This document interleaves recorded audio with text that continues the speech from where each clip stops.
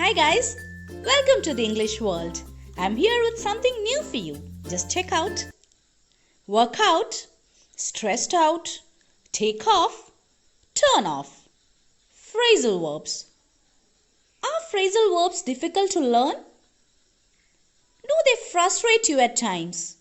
Maybe because phrasal verbs are many of them. They are so commonly used. They have multiple meaning.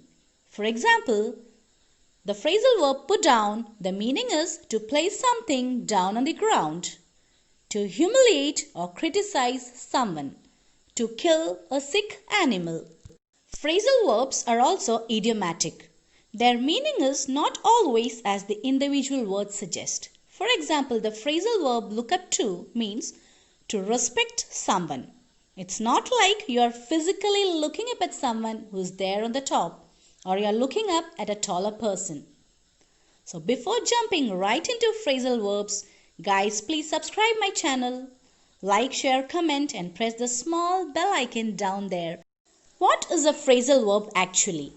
A phrasal verb is a standard verb such as put, go or take plus one or two particles.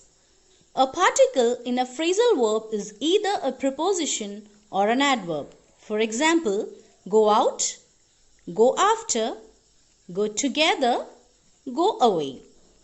The first two are prepositions and the second two are adverb.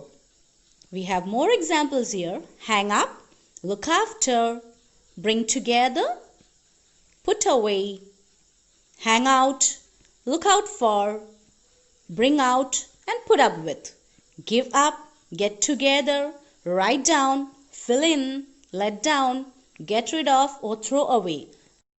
Number 2, some phrasal verbs can be transitive or intransitive. If it's transitive, you need something or someone after the verb. If it's intransitive, it stands on its own. An example for transitive phrasal verb, look up to respect or admire a person. Now if I say look up to, it is senseless. Look up to whom? Look up to what? So it needs an object. The example sentence, I really look up to. Look up to, you need an object. I really look up to your teacher. Yes, transitive. Number 2, intransitive. It stands on its own. For example, to grow up, to mature. You never need an object here. Example sentences, he grew up in Australia. Your children are growing up so fast. What do you want to be when you grow up? Here the verb changes according to the tense.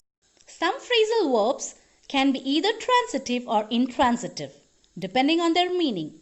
For example, the phrasal verb come over is to visit someone, especially to a house or to travel to a place. Why don't you come over? It is intransitive. It can stand on its own.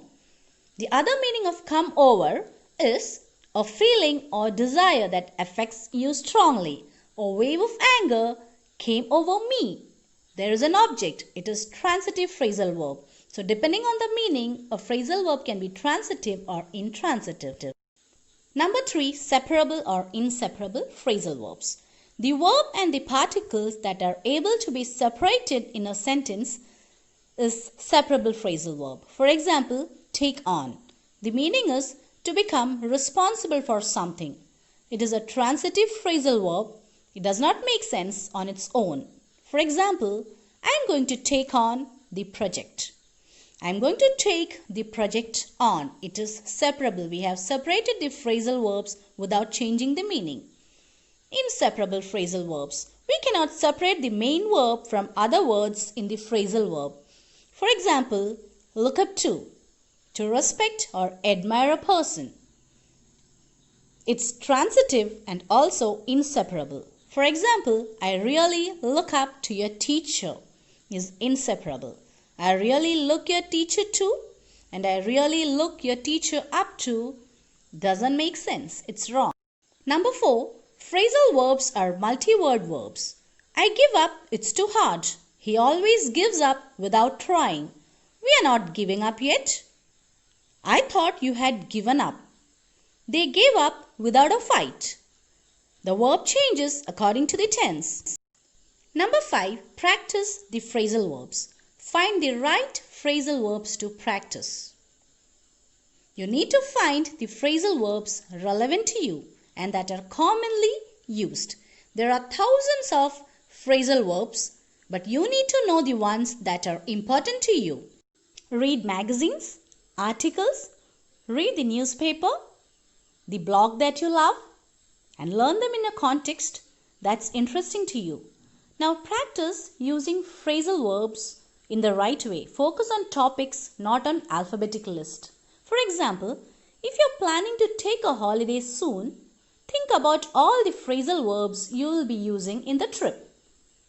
For example, get on, the bus, take off, a plane, pick up, the hire car, pack up your suitcase, go out for dinner, hang out with friends. Now that you have thought about all the phrasal verbs that you're going to use in the trip, you can make a story. You can write your own story using the phrasal verbs. You can use the dictionary to check the meaning of phrasal verbs. Your story need not be true, and it doesn't have to be really intelligent, but it challenges you to use the phrasal verbs very creatively. I hope you got an idea about phrasal verbs. For watching more videos on grammar lesson, do visit the link provided in the description box. Thank you.